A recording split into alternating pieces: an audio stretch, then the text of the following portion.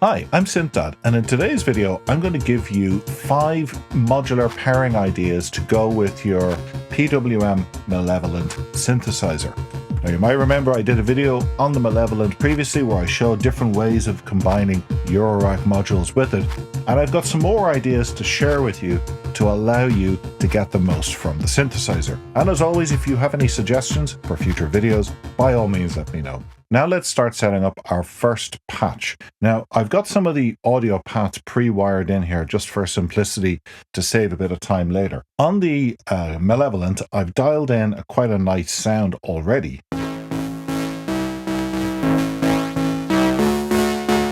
First things is, if you patch in a patch cable here to the 1 volt per octave input, you are going to break the normaling between the keyboard and the oscillators. Now you see what happens when I press the key. No matter what key I press, I'm always getting a low note because of the voltage that's coming out of here, which is basically 0 volts. I'm going to send in a sequence that I've created here on sequencer 1 on my Mimetic Digitalis, and I'm going to send that in here.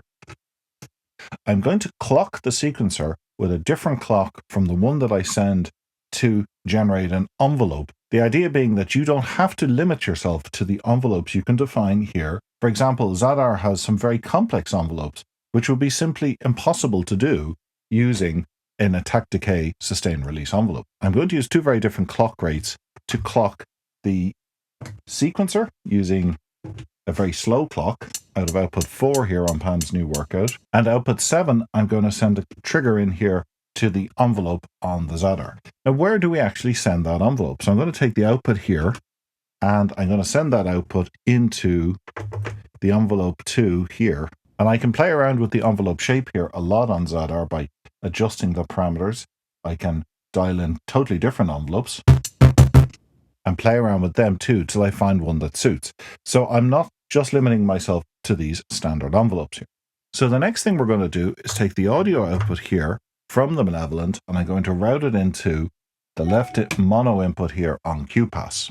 I'm going to use QPass into Mimeophone to create a moving stereo image of this mono audio signal. QPass is a quad peak animation filter, and that means you get 4 resonant peaks that you can move using these 2 controls here and modulate via CV. And we're then going to pipe that into Mimeophone here to create stereo echo repeats, which is a really, really wonderful effect. So I'm going to patch a clock from number 8 output here on Pams into the clock input on Mimeophone. I'll just tuck that cable out of the way here. And that means now when we hit play, our echoes and our repeats will be kind of in sync to our main clock.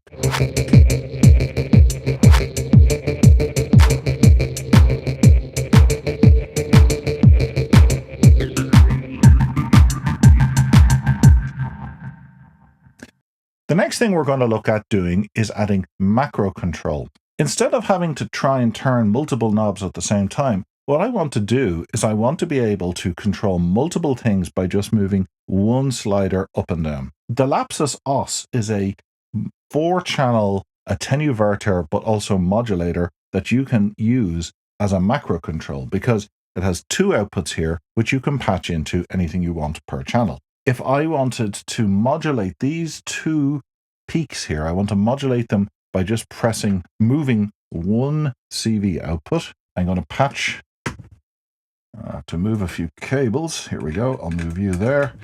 And I'm going to use another patch cable here. And I'm going to patch that in there. And now if these are kind of pointing in the other direction,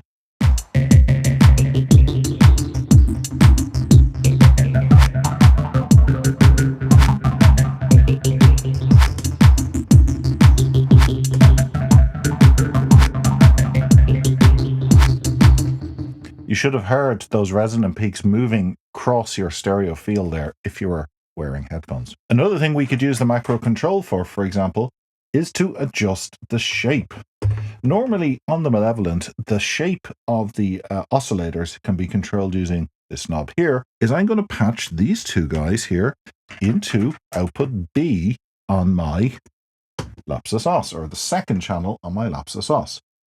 Now when I move this slider, I'm going to control the wave shape of both oscillators at the same time And now when I move this, it's subtle, but you can hear the wave shape changing by just moving one slider here.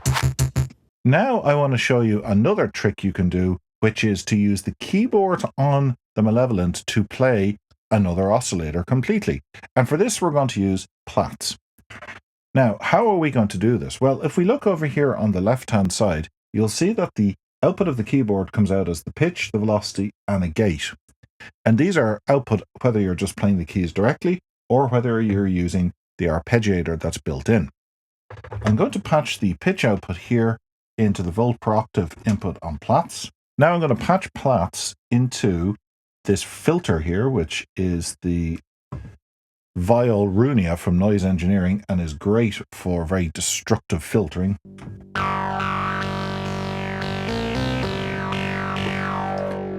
So now I am not playing the oscillators in the Malevolent itself. I'm using the keyboard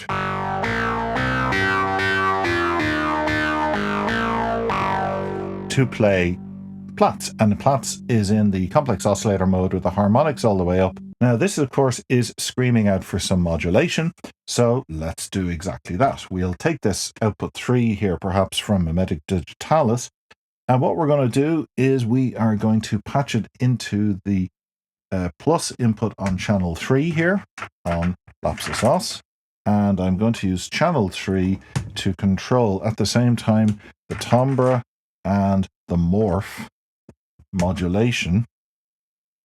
Both of them have attenuverters anyway on them, but now I'm able to control them with one slider.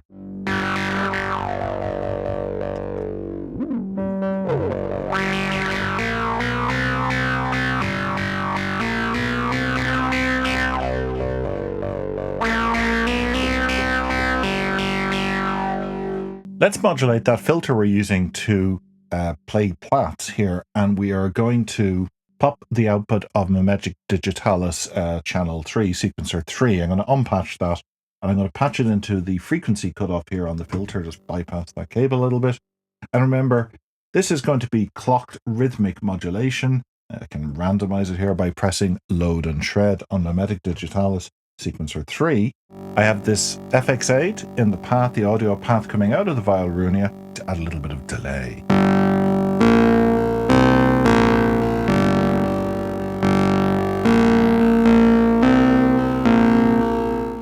You can also use the arpeggiator on the Malevolent to send note information to Plaits, in this case, over the pitch and gate outputs as before. There's a clock-in input on the back of the Malevolent, and this cable here goes into it, and I'm going to patch it into a clock here on channel 6 of our Pams New Workout. Just turn off the drums there. I have the arpeggiator turned on.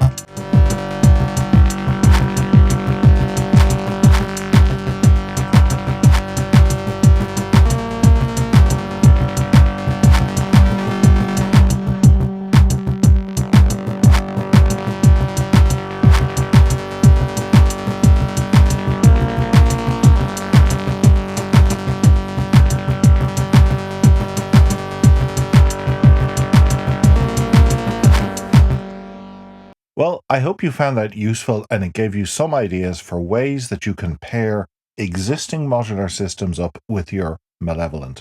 Today we looked at adding macro control with Lapsus Os, using more complex envelope shapes using Zadar, external sequencing with the Mimetic Digitalis, controlling an oscillator using the keyboard and Plaits, and adding more complex stereo moving effects using QPass and Mimeophone. Thanks for watching, and stay tuned for my next video.